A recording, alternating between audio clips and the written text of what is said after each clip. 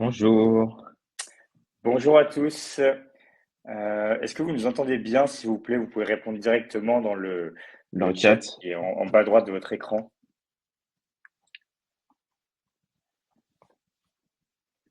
Ah, Il y a les petits tac. super. En bas. Ok, parfait. Excusez-nous pour ce petit retard. On a eu un petit problème technique au démarrage. Donc, l'idée de cette présentation, c'est de revenir sur tous les basiques de l'investissement dans la terre et de vous expliquer plus en détail le fonctionnement d'Hectarea et montrer les nouvelles opportunités et enfin, en exclusivité à la fin, vous montrer des nouveautés qu'on a développées et qui vont être mises en place dans les prochaines semaines. Pour ceux qui ne nous connaissent pas, on va se présenter rapidement. Donc, moi, je m'appelle Paul, je suis cofondateur d'Hectarea. Je suis issu du milieu agricole, fils d'agriculteur, et j'ai travaillé pendant 6-7 ans en banque d'affaires et fonds d'investissement sur les acquisitions de sociétés dans le milieu agricole, de parcelles de terre, de moulins, donc toujours des transactions qui étaient afférentes au milieu agricole. Et après ce parcours, l'idée était donc de reconnecter les particuliers avec les agriculteurs soucieux de bien faire via l'investissement. Chez Hectarea, je m'occupe donc plutôt de la partie trouver les bons projets agricoles et cette partie donc de structuration des projets et de faisabilité et finalisation des acquisitions et aussi de voilà, la partie plus financière. Et Adim, je te laisse prendre la suite. Bonjour à tous. Alors moi c'est Adim. Chez Hectaria, je m'occupe de la partie, on va dire, technique et aussi un peu des relations investisseurs. Avant ça, j'ai travaillé une dizaine d'années plutôt en tant que data scientist en finance de marché, en gestion d'actifs. Et en fin 2022, j'ai rencontré Paul sur un concours de circonstances. Et en fait, Paul, tout comme moi, il a un passif, on va dire, finance traditionnelle. À ce moment-là, il regardait beaucoup de plus en plus comment faire de la finance autrement, avec plus de sens, plus d'impact. Et en fait, tout comme moi, il a aussi pas mal d'attaches familiales liées au monde agricole. Il est fils d'agriculteur, mon père agronome. Ça a tout de suite matché, comme on dit, et en fait, on s'est lancé comme ça. Avant d'entrer dans le vif du sujet, on aime bien connaître aussi qu'est-ce qu'il y a dans notre audience. Et on va commencer par un petit jeu.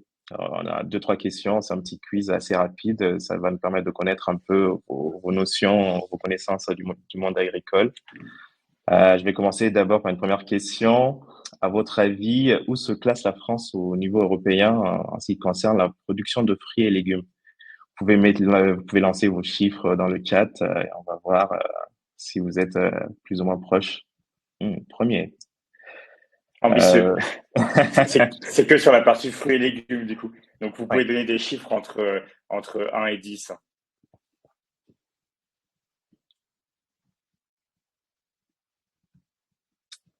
Quatrième, alors on est pas très loin. C'est assez étonnant pour la France et ce qu'on a aussi dans notre inconscient collectif, mais on est cinquième sur ce qui concerne les fruits et légumes. Alors, deuxième devinette, selon vous, quelle proportion du poulet qu'il y a dans nos assiettes est importé en France?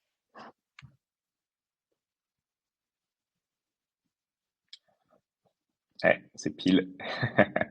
Effectivement, on a la moitié, nous mangeons un poulet sur deux en France, qui vient de l'étranger, ouais. Et dernière estimation, on va dire sur 100 fruits et légumes dans nos supermarchés, pour vous, combien vient de l'étranger?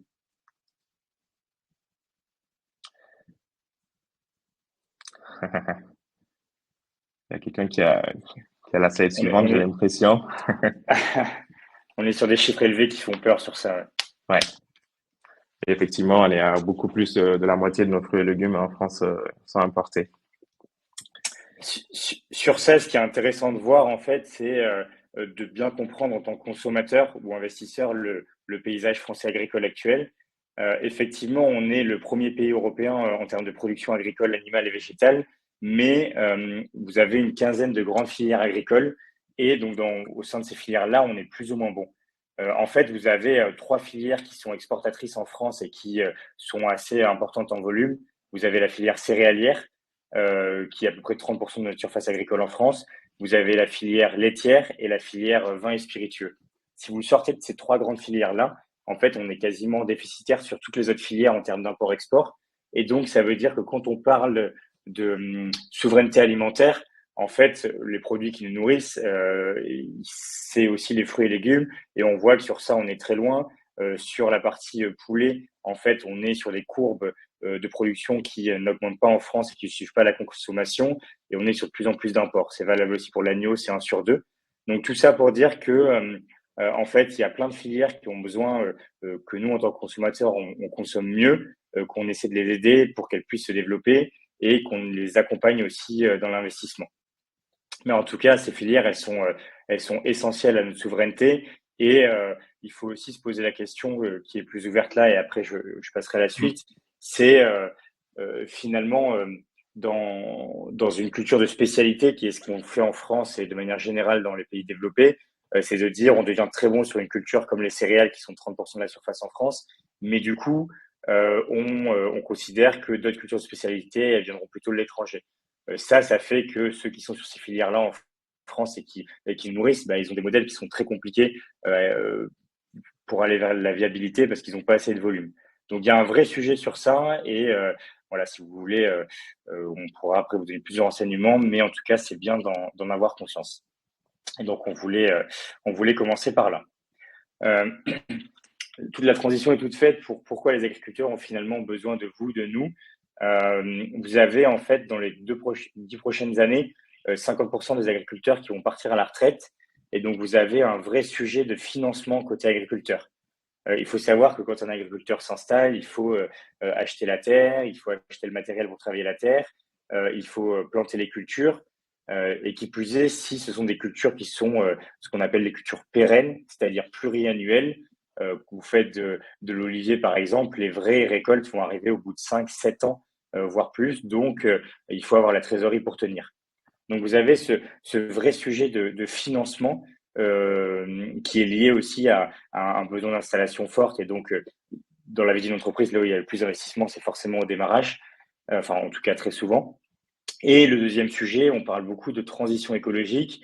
On a tous envie qu'elle se fasse, mais concrètement, pour un agriculteur et pour en avoir rencontré plus de 200 sur les 10 derniers mois, on a un vrai sujet et la question est très simple à la fin, c'est qui paye.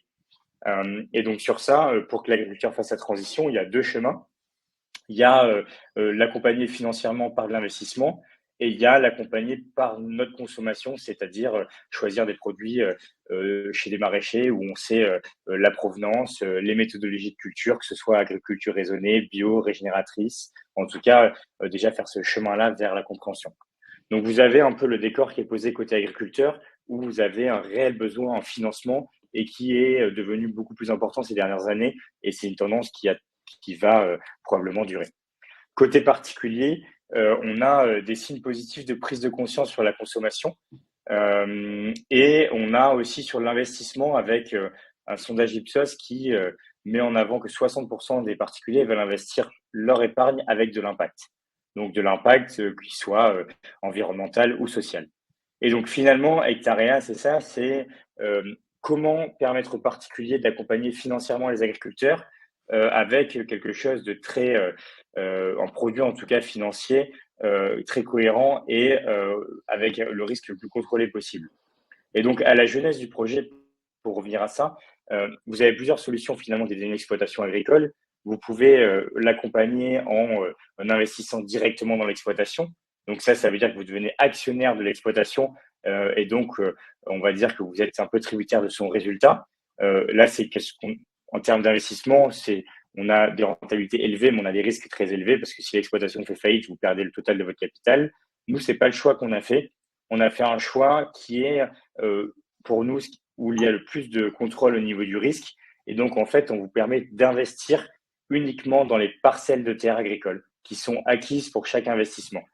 Euh, Là, l'agriculteur, en fait, est locataire des parcelles. Et donc, en échange de ça, lui, il paye un loyer pour pouvoir exploiter les parcelles.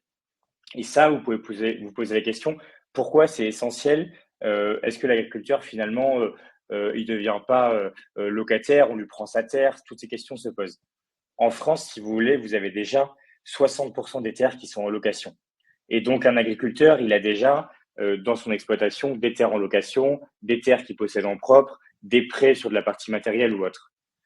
Et donc, en prenant la partie foncière, qui est celle où on a le moins de risques pour vous faire investir, euh, on lui libère finalement de la trésorerie pour qu'il investisse plutôt sur la transition écologique, ses cultures, son matériel, en fait son confort de vie au quotidien et qu'il puisse lui aller générer des revenus par la suite grâce à ces investissements personnels qu'il va faire. Voilà. Si vous avez des questions, vraiment n'hésitez pas. J'essaie de vous exposer pourquoi en fait c'est intéressant côté particulier agriculteur. Et enfin, un dernier point côté agriculteur, il faut savoir que c'est très encadré. En fait, pour lui, on lui donne ce qu'on appelle un bail rural qui lui permet en fait d'exploiter la terre sur le long terme, moyennant un loyer qu'on appelle fermage. Donc c'est un système qui est très encadré dans le droit rural, qui est déjà existant. Et nous, ce qu'on fait, c'est qu'en fait, on simplifie tout simplement le produit financier et l'accès des particuliers à ça. Mais côté agriculteurs, ils sont habitués à ce type de procédé et on vient surtout vous permettre d'y accéder à près de 500 euros. Voilà, n'hésitez pas vraiment si vous avez des Et, questions, on y répondra au fur et à mesure. ouais, Là, il y a une question en fait sur oui, je prends juste celle-ci après je te laisse sur le GFA, donc c'est le groupement foncier agricole. En fait, sur une structuration de GFA, tout le monde est actionnaire de la structure et donc ça veut dire que le jour où l'agriculteur veut racheter, c'est compliqué parce que si quelqu'un veut pas vendre sa partie du GFA, c'est ce qu'on appelle les indivisions et c'est souvent le cas d'indivision familiale, c'est très compliqué pour la pérennité des exploitations. Nous, notre système, il a été fait pour que l'agriculteur puisse euh, finalement, par la suite, acheter la terre qu'il exploite et devenir propriétaire des terres qu'il valorise. Voilà. Peut-être pour aller plus sur la partie investissement dans la vas-y, terre, ouais. je te laisse y Ouais. aller, Adim.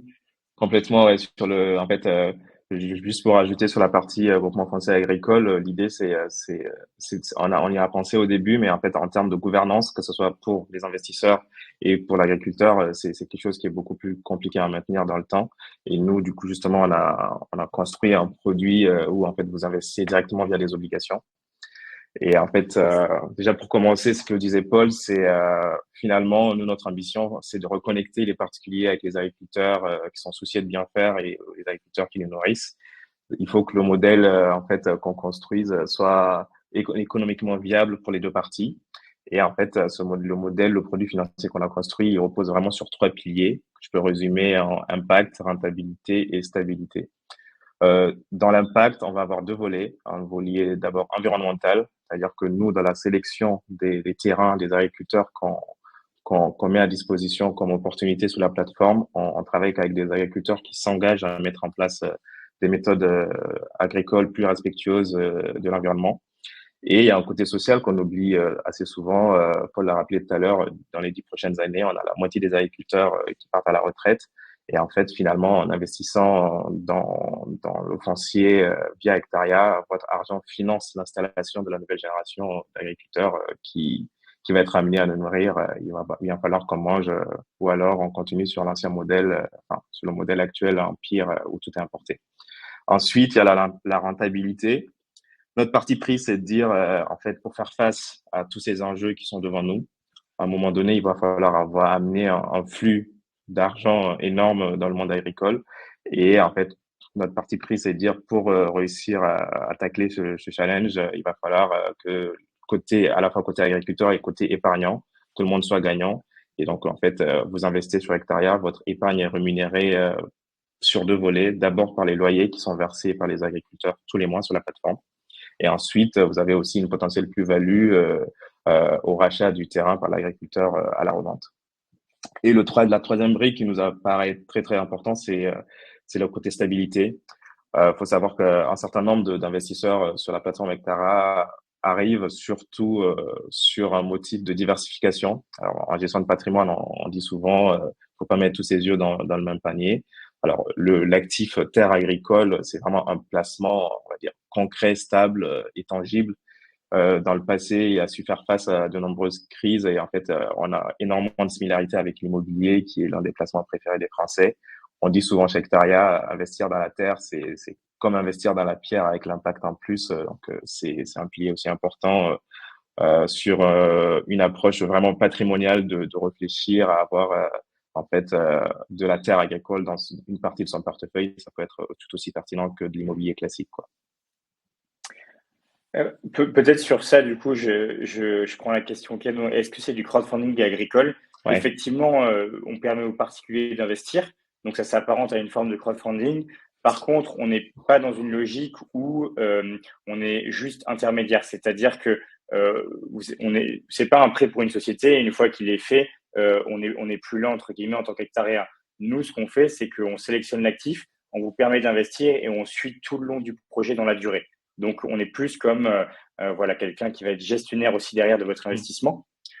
Sur ça, pour bien comprendre le fonctionnement, Adi m'a dit en fait sur la partie rentabilité, vous avez les loyers qui sont versés.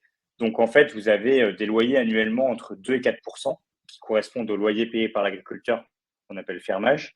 Et si vous voulez, ce système que vous appelez crowdfunding, c'est en fait un système obligataire qui permet de vous remonter à la fois les revenus de loyer et la plus-value finale. Et la question qu'il faut se poser derrière ce type d'instrument, c'est quelle est la sécurité de l'instrument. Toujours, on a le couple risque-rentabilité.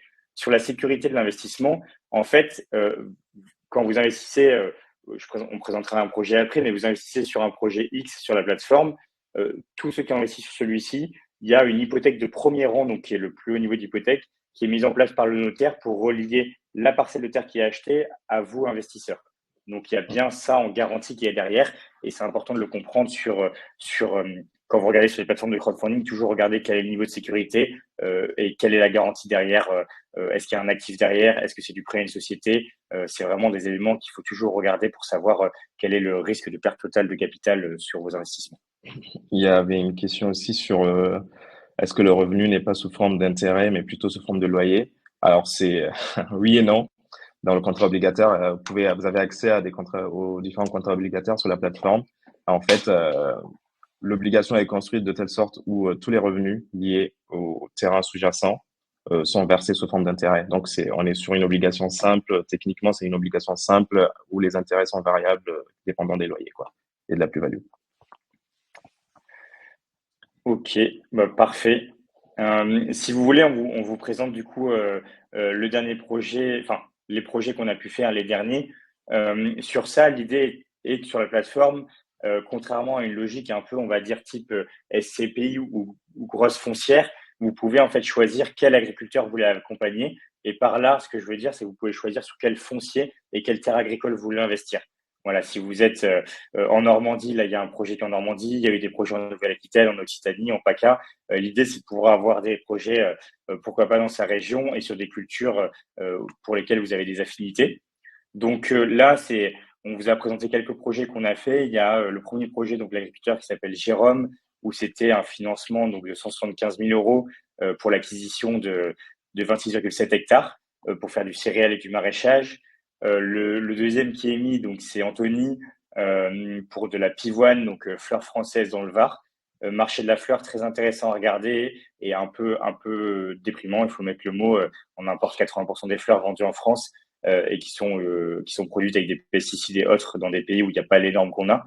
Donc, je pense que sur les fleurs, je fais une petite aparté, mais il faut vraiment être très vigilant sur ce que vous achetez parce que il y a des produits qui peuvent être nocifs si c'est pas français ou du moins dans des pays qui produisent bien. Là, un autre projet qui est mis là, donc c'est Conrad, c'est des parcelles qu'on a financées en terrasse de Larzac, qui est une très belle appellation montante dans le Languedoc. Euh, voilà. Et également, donc les derniers projets qu'on a fait sont pas là, mais on a fait deux projets d'élevage pour élevage de limousine et de charolaise.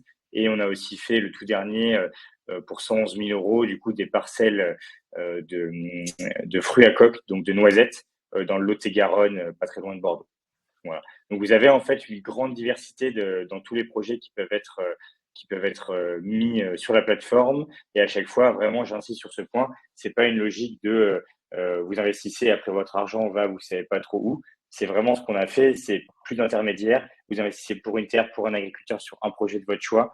Et c'est pour nous dans la démarche qui est importante pour pouvoir vraiment vous reconnecter avec cet agriculteur-là. Bah, c'est vous qui le choisissez, donc vous avez forcément des affinités avec ce projet ou vous pouvez diversifier sur plusieurs.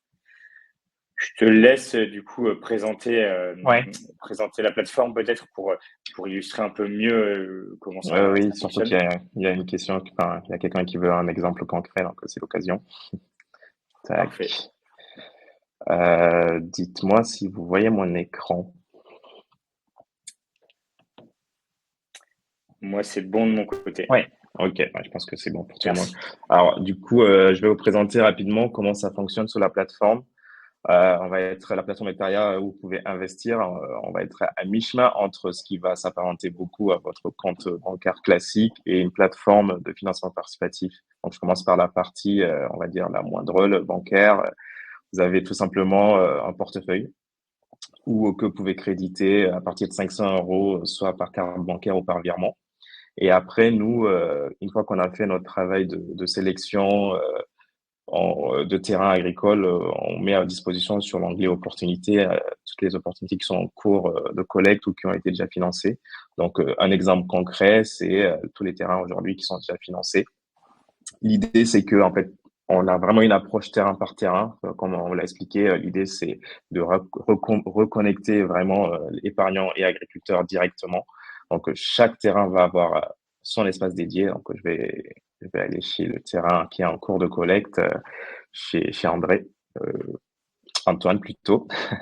Et l'idée, c'est chaque terrain, nous, on se déplace avec nos équipes pour aller rencontrer l'agriculteur, pour prendre aussi vidéos, photos, pour retransmettre au maximum pourquoi nous pensons que ce projet-là et cet agriculteur-là a un projet qui coche finalement toutes les cases, que ça soit à la fois partie environnementale, mais aussi sur la partie sociale, parce que derrière chaque agriculteur, il y a aussi une histoire. Là, par exemple, chez Antoine, c'est une histoire de transmission familiale. Et sur cette page-là, vous allez avoir accès aussi, au-delà de la petite histoire qu'on raconte, tous les éléments à la fois financiers, donc en termes de loyer, rentabilité cible, les estimations, et un certain nombre de documents juridiques. Donc, on fait à chaque fois une note d'investissement, un document d'information synthétique. Il faut savoir que pour chaque terrain, nous déposons un document d'information synthétique au niveau de l'autorité des marchés financiers, qui pour en fait mettre à disposition de l'autorité tous les tenants et aboutissants de chaque collecte avant le lancement. Et après, en fait, en quelques clics, vous pouvez décider d'investir à partir de 500 euros votre épargne. Il suffit de cliquer sur investir et j'achète mes obligations en quelques clics. Une fois votre investissement fait, vous avez accès à un tableau de bord. C'est là où finalement vous allez pouvoir suivre l'évolution de vos investissements et aussi des différents loyers qui sont versés tous les mois sur la plateforme. Donc c'est vraiment là un tableau de bord assez financier où mois par mois je vais voir les différents loyers qui me sont versés, la répartition finalement de mon épargne par type de culture, ainsi de suite. C'est aussi simple que ça. C'est le pari qu'on avait pris, c'est permettre aux particuliers d'investir en quelques clics sur une plateforme. Voilà. Tac, alors je te remets les Parfait. slides, Paul. Ouais. Du coup, pour la question donc sur l'exemple concret, je vais vous présenter en fait le dernier projet sur lequel est Adim, là où on peut voir les photos. Et donc voilà, parfait. Normalement, vous la remis en grand, vous l'avez en grand sur votre écran. Là, donc l'opportunité du moment qu'on a lancé aujourd'hui à 12 heures, c'est donc pour investir en Normandie dans 15,4 hectares aux côtés d'Antoine. Alors, sur ça, concrètement, pour tous les éléments, donc on a une personne, donc Antoine, agriculteur, qui fait du cidre, et vous avez en fait tout simplement la possibilité d'investir dans des vergers de pommes qui sont juste à côté du corps de ferme historique. Voilà. Donc, sur la corps de ferme, vous avez l'ensemble du matériel de production, enfin, le pressoir, la cuverie, la mise en bouteille, il dispose de l'ensemble du matériel. Et surtout, c'est important en fait de comprendre un peu pourquoi des agriculteurs ont besoin de notre financement et du coup de vos investissements. Pour Antoine, c'est très simple. Il a repris en fait la ferme familiale.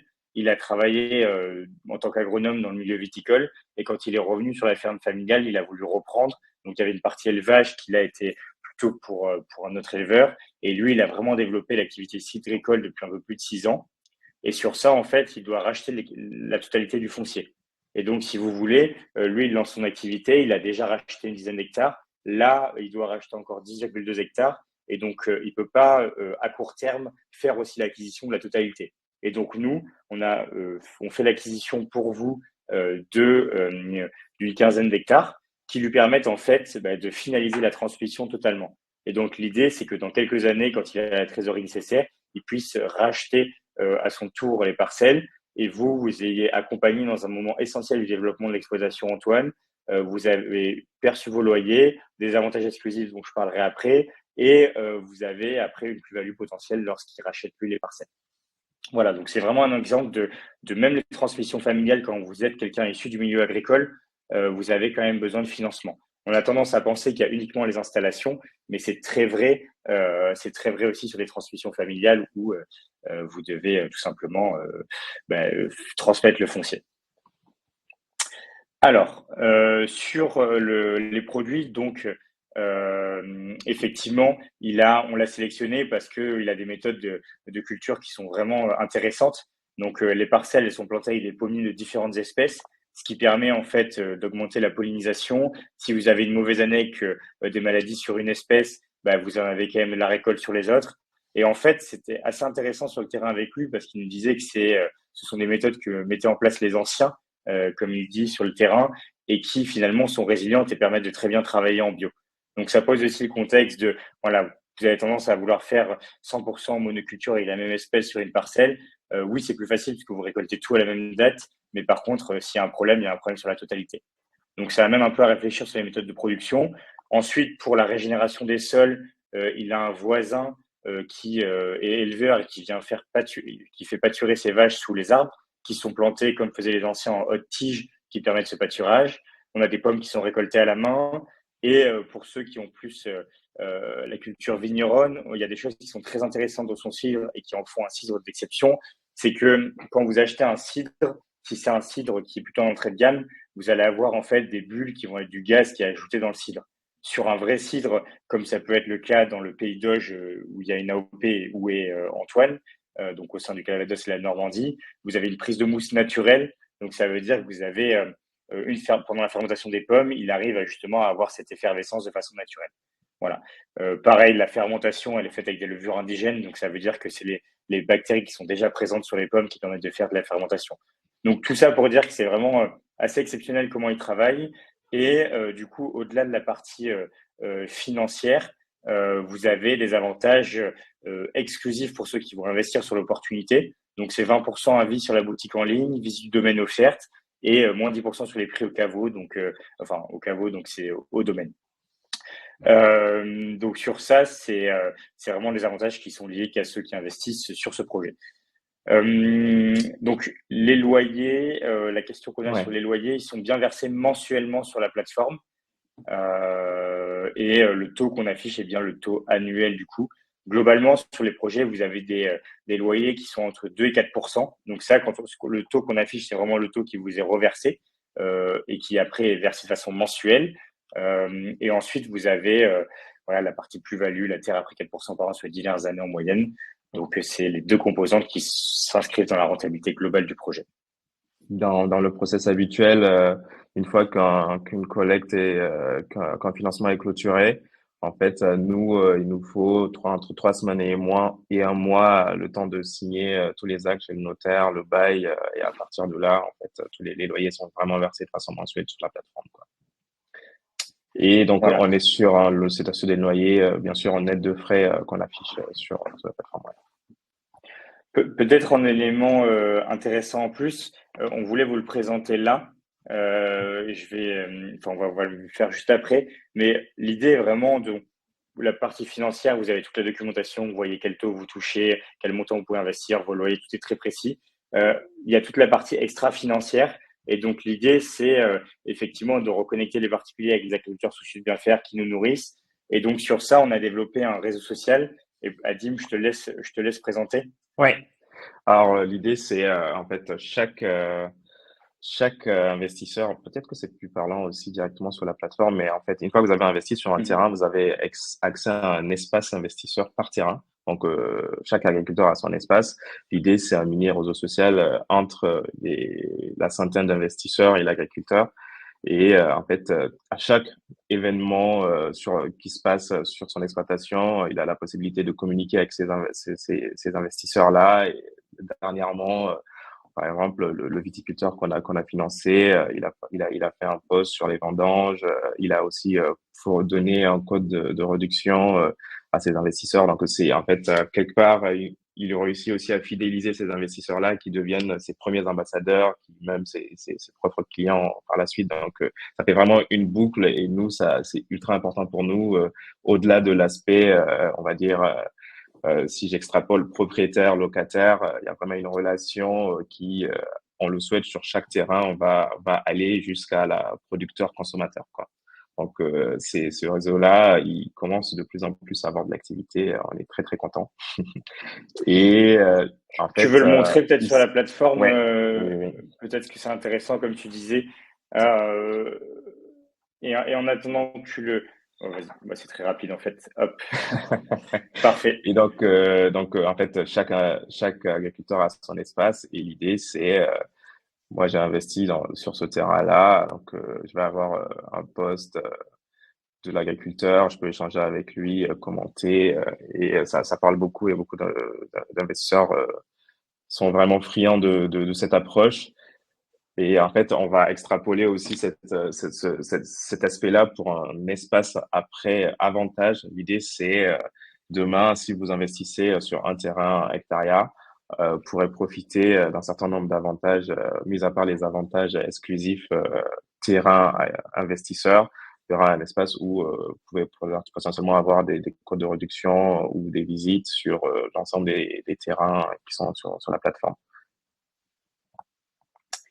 Voilà, parfait. On peut peut-être remettre la présentation. Et effectivement, on a des avantages sur pas mal de terrains déjà. Donc là, on a financé donc un projet de production de noisettes dans le Lot-et-Garonne. Donc là, c'est 20% sur toute la gamme pour ceux qui ont investi. Sur le cidre, on a ça aussi. Sur le vin, avec les très belles parcelles en terrasse du Larzac, il y a cet avantage aussi. Donc l'idée, c'est vraiment à chaque fois de nouer un lien humain, commercial et investisseur, mais de faire que cette relation, elle soit finalement beaucoup plus sympa, pour employer ce terme-là, au quotidien. Et que voilà, si vous, en fait, l'ambition aussi derrière la finance est un moyen, c'est que vous Mm. puissiez voir finalement les cultures en quelle saison elles sont faites. Si vous avez un agriculteur qui en fait pour vous entre guillemets en France, vous savez à quel moment ce légume est produit ou à quel moment il fait de la récolte. Et donc ça permet de se reconnecter de façon collégiale à la réalité de la consommation qu'on devrait avoir au quotidien. Alors, il y a une question si effectivement on a un système de parrainage sur la plateforme, vous pouvez parrainer vos proches, vos collègues, et je pense qu'il y a un système de rétrocommission sur le premier investissement de vos filleul. Donc, Sur, ouais, vas-y. enfin, il y a un onglet parrainage normalement tout à gauche de la plateforme où tout est expliqué. Ouais. Bon, on va passer aux questions peut-être du coup. Mm. N'hésitez pas à les poser dans le chat, on va répondre à toutes vos questions. Sur la question de la SAFER, en fait, nous on travaille déjà avec pas mal de SAFER. On a des ambitions qui sont communes, c'est comment accompagner le monde agricole dans la transmission des exploitations, dans l'installation des jeunes. Et du coup, nous, si vous voulez, via l'investissement des particuliers, on a un moyen pour aller financer plus de projets, accompagner plus d'agriculteurs. Et donc, on travaille main dans la main avec les SAFER qui, elles, ont cette ambition depuis longtemps de justement accompagner les agriculteurs dans l'achat de parcelles, dans la pérennisation des exploitations, dans du portage foncier aussi. Ils proposent des solutions si un agriculteur a du mal avec son exploitation. Donc, non, il y a un travail très fort qui est fait main dans la main. Et il y a également les chambres d'agriculture avec lesquels on travaille. Et qui sont des organismes essentiels à l'installation.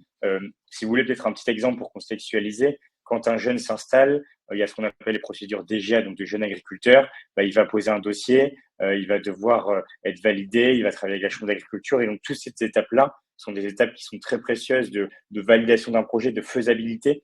Parce que l'agriculture, quand on s'engage et quand un agriculteur s'engage, c'est un projet qui est vraiment long terme et donc il doit être bien réfléchi. Et pour ça, on a tout ce réseau-là qui permet de collégialement apporter des réponses concrètes avec nous du financier et d'autres personnes qui seront plutôt sur la partie trouver les bons terrains ou structurer comme il faut les projets. Sur la partie imposition, alors ça va dépendre si vous investissez sur la plateforme directement, donc personne physique. C'est tout simplement des revenus de titres financiers. Donc en fait, vous êtes assujetti à la flat taxe qui est à 30% pour l'instant. Alors, projet de loi en cours de vote, on verra si ça évolue. Et si vous investissez via une personne morale, vous êtes assujetti classique à l'impôt sur les sociétés.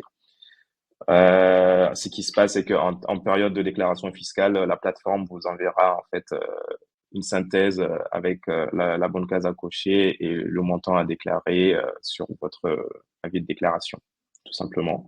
Et on travaille aussi normalement pour la prochaine échéance fiscale, on va pouvoir donner la possibilité aussi de récupérer les loyers directement net d'impôts et la plateforme fera le lien pour la déclaration auto. On pourra faire un système de prélèvement automatique, c'est en cours de développement.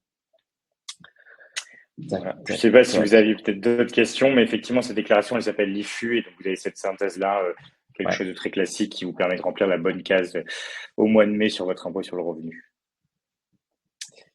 Hop. Je vois qu'il y a encore quelques questions. Il y a une question qui arrive, je pense. N'hésitez pas, en tout cas, après, peut-être s'il y a des questions qui vous viennent à la suite de l'échange, vous pouvez aller sur la plateforme. Il y a un module de chat qui vous permet d'échanger avec nos équipes. Et donc, quelqu'un de nos équipes vous répond après assez rapidement, que ce soit un problème technique ou des questions plus fondamentales sur l'investissement ou sur le fonctionnement de la plateforme. N'hésitez pas, la ligne est ouverte pour ces raisons. Alors, sur les abattements fiscaux, effectivement, la flat tax, elle ne rentre pas dans la base de calcul de l'IFI. Donc, c'est un élément effectivement fiscal qui peut intéresser selon votre profil investisseur. Récapitulatif de tous les avantages, le lien il va arriver. Alors c'est la nouvelle fonctionnalité qui est en cours de développement et donc là pour l'instant vous les verrez vraiment sur les pages projet par projet, mais il y aura après un onglet mes avantages Hectaria en tant qu'investisseur et là où vous verrez tous les avantages. Ouais. Et sur les avantages par projet, effectivement, vous l'avez bien sur la page, c'est en dessous de la vidéo en haut à gauche, vous avez un petit encadré avec les avantages propres pour ceux qui investissent sur ce projet. Et le reste, c'est voilà, on voulait vous l'annoncer aujourd'hui et ça va arriver après assez rapidement, mais c'est vraiment bien parce que ça permet aussi aux agriculteurs et à tous les investisseurs de se connecter entre eux au-delà de juste les terrains pour lesquels vous avez investi. Je pense qu'on a fait le tour des questions. On était très contents et ravis de pouvoir échanger et répondre à vos questions. Si vous en avez encore, n'hésitez pas par la suite sur le chat, encore une fois. Et du coup, on vous dit à bientôt. Peut-être j'étais en train de fermer, il y a une dernière question et après on ferme. Alors, sur la rentabilité, en fait, si vous voulez, c'est une question qui se pose. Oui, c'est ce que je disais en préambule au début. On peut dire mince, finalement, on prend la terre, on vole la terre aux agriculteurs, on leur met des loyers alors qu'ils ont déjà des modèles qui ont du mal à être rentables. Et en fait, c'est vraiment les questions qu'on peut avoir au début. En France, vous avez 60% des terres qui sont déjà en location. Donc, c'est un modèle d'après Seconde Guerre mondiale qui permet en fait aux exploitations d'avoir suffisamment d'hectares et de pouvoir être rentable et de subsister. Donc, c'est un modèle qui est, on va dire, ultra ancré et qui est très protégé dans le droit rural qui régit les contrats de location. Et sur les rendements, en fait, ils sont régulés par les arrêtés préfectoraux. Donc, vous avez en fait des fourchettes de loyers qui sont en fait directement donnés par ces arrêtés. Et donc, vous restez finalement dans ces arrêtés-là. Donc, c'est bien ce qui est prévu par la loi et il faut le mettre en phase d'un prêt. En fait, l'agriculteur, quand il fait ça, il a déjà des prêts sur des parties. Le prêt, il doit à la fois payer un intérêt qui actuellement est plutôt à 3,5 et en plus, il doit rembourser le nominal du prêt étalé sur 15 ans. Et donc, tout simplement, mais cette pression financière-là, elle passe pas. Et c'est pour ça que la plupart des exploitations, elles ont aussi des terres en location. Donc, c'est vraiment un système qui est ancré avec des taux qui sont, voilà, qui finalement sont, on dit toujours dans l'agricole, c'est pas si intéressant d'investir. Pour des placements avec du concret derrière et beaucoup de sens, c'est quand même des taux qui sont assez intéressants côté investisseur aussi et qui permettent de faire affluer les capitaux parce que c'est pareil, si vous baissez ça, il y a moins de capitaux en face, il y a moins d'agriculteurs financés. Je vais prendre, il y a deux autres questions qui sont arrivées et qui me semblent très importantes. Sur le montage, en fait, il faut savoir, c'est une très bonne question. Aujourd'hui, effectivement, on a une structure qui s'appelle Hectaria La Foncière qui achète les terres et en fait, elle achète les terres via une émission obligataire. Ce qu'il faut savoir, c'est que cette structure, elle est décorrélée de Hectaria, la SAS, qui est un peu notre société, l'entreprise où il y a les employés Hectaria et l'exploitation Hectaria. C'est vraiment deux entités juridiques différentes et on a fait ça pour justement enfin, décorréler les risques entre si au pire des scénarios, on va dire Hectaria, la startup fait faillite, votre investissement est lié à Hectaria la foncière qui a pour vocation juste de faire la levée obligataire pour acheter les terres. Donc, vous êtes pas du tout lié au risque d'exploitation de Hectaria à la SAS. Ensuite, la seconde sécurité que je pense que Paul l'a évoqué tout à l'heure, sur chaque émission obligataire, nous mettons en place une hypothèque de premier rang sur le terrain qui dit tout simplement, en fait, finalement, ça vous donne tous les droits de propriété en cas de défaut entre un terrain et les détenteurs de l'obligation. Donc, c'est vraiment là-dessus notre structuration qu'on a choisie pour dissocier les différents risques et vous assurer finalement une propriété indirecte sur le terrain. Ensuite, je sais que vous pouvez rassurer Changement sur climatique. le Ouais. risque de perte en capital. En fait, justement, nous, notre approche, c'est vraiment votre investissement doit être lié à la terre. Sur certaines plateformes où vous investissez soit au capital de l'exploitation de l'agriculteur ou en prêt, bah, en fait, vous avez un risque de perte totale en capital en cas de défaillance ou c'est pas ce qu'on souhaite, mais ça peut arriver dans la vie. L'agriculteur peut faire faillite. Nous, au pire des scénarios, si par exemple, c'est comme dans l'immobilier, l'agriculteur fait faillite, bah, le terrain, il est là, et donc il faut trouver un nouveau, comme dans l'immobilier, un nouveau locataire, ou au pire de cas, le terrain est revendu avec l'hypothèque de premier rang pour rembourser les détenteurs de l'obligation. Donc, vous ne vous investissez vraiment pas en action dans une société, quoi. C'est vraiment l'investissement dans la terre qu'on propose. Du coup, on a souvent aussi la question sur le changement climatique. Effectivement, c'est un sujet qui est vraiment d'actualité tout le temps. Sur ça, oui, vous pouvez vous prémunir. Et il faut effectivement, c'est comme dans l'immobilier, les zones de bord de mer qui sont de plus en plus affectées par la montée des eaux, etc. Ben, c'est pareil pour les terres agricoles, vous avez des zones où il ne faut pas acheter. Donc, toutes les zones qui sont dites submersibles, il faut pas, on ne fait pas d'acquisition dans ces zones-là. Et après, effectivement, quand vous avez des cultures qui ont besoin d'eau, bah, il faut que vous soyez sûr d'avoir soit un lac de rétention sur les parcelles, soit une zone de pompage avec les bons droits qui vont bien pour pouvoir que l'agriculteur puisse pomper l'eau. Donc ça veut dire être à côté d'un affluent ou d'un grand lac d'un autre propriétaire à côté où il a les droits et la servitude qui est signée. Donc tout ça, effectivement, c'est vraiment des critères qui sont importants, qui sont pris en compte. Par contre, on a tendance parfois en France enfin, en tout cas dans la presse, à dramatiser sur la sécheresse en France. Il faut savoir qu'au début, et je fais le parallèle avec ça, on importe 60-70% des fruits et légumes. Une grosse partie vient de l'Espagne. Et en Espagne, c'est la région de Murcia, qui est en dessous de Valence, plus bas à l'entrée de l'Andalousie quasiment.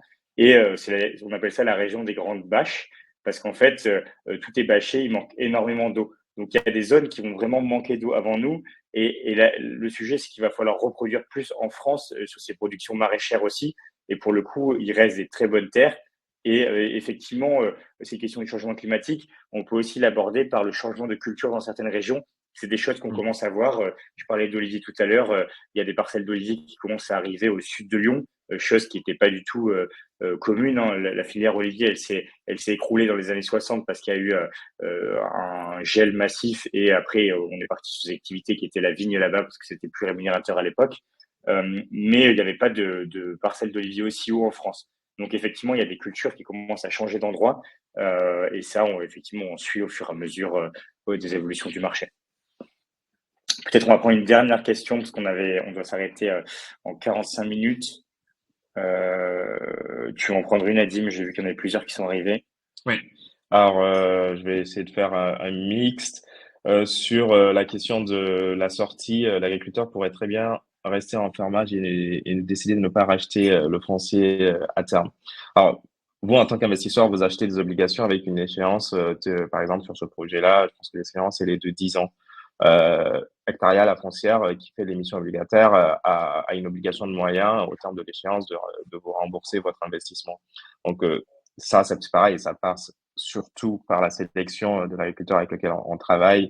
Mais on peut imaginer le cas où, dans 10 ans, il n'a pas les moyens de racheter le terrain, mais nous, on a une obligation de moyens. Donc, soit le deal, le terrain est racheté par cet agriculteur-là, ou alors ça sera mis sur le marché et vendu à un autre repreneur. On peut imaginer aussi une version où le terrain est refinancé par d'autres investisseurs qui sont intéressés. Mais dans tous les cas, au sens de l'autorité des marchés financiers, il y a une obligation de moyens au terme de l'échéance de rembourser les détenteurs des obligations.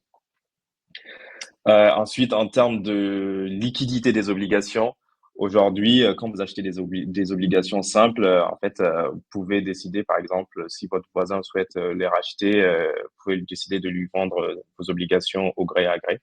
C'est quelque chose qui se fait, mais après, c'est clair que c'est de la liquide, c'est des investissements vraiment long terme où vous n'êtes pas du tout en train d'acheter un titre financier liquide, la liquidité. Nous, par exemple, sur notre plateforme, c'est pas du tout notre but. Aujourd'hui, on n'a pas de marché secondaire, mais vous pouvez décider de vendre vos obligations au gré à gré. Il faut juste nous prévenir à l'avance pour que nous, on a une obligation de tenir les registres et aussi de verser à chaque fois les loyers au bon détenteur des obligations. Sur ça, j'ajouterais juste un point. Effectivement, les cycles agricoles sont des cycles longs. Là, nous, les investissements sont connus dans des cultures qui sont déjà plantées, mais sur des cultures pérennes, pluriannuelles, qui mettent plusieurs années à avoir des rendements, effectivement, voilà, c'est des cycles assez longs. Et autre point de comparaison sur l'immobilier, quand vous investissez sur un bien immobilier pour une logique de rendement locatif, en fait, le temps d'amortir les frais de notaire du bien, etc., les projets immobiliers sur du rendement locatif, hein, pas de la promotion immobilière, comme c'est le cas sur le crowdfunding immobilier, ben, il faut 5, 6, 7 ans pour amortir vos frais et avoir vos loyers. Mais là, c'est pareil dans le monde agricole en étant un peu plus long, donc plutôt 7, 8, 9, 10 ans, mais c'est le même fonctionnement que de l'immobilier locatif. Et donc, il faut prendre le temps aussi de créer de la valeur pour vous en détenant l'investissement. Je crois on a fait le tour des questions. On va clôturer ce coup-ci. Merci à tous, en tout cas, échange Merci intéressant beaucoup. et à très bientôt. Au revoir, merci. Au revoir.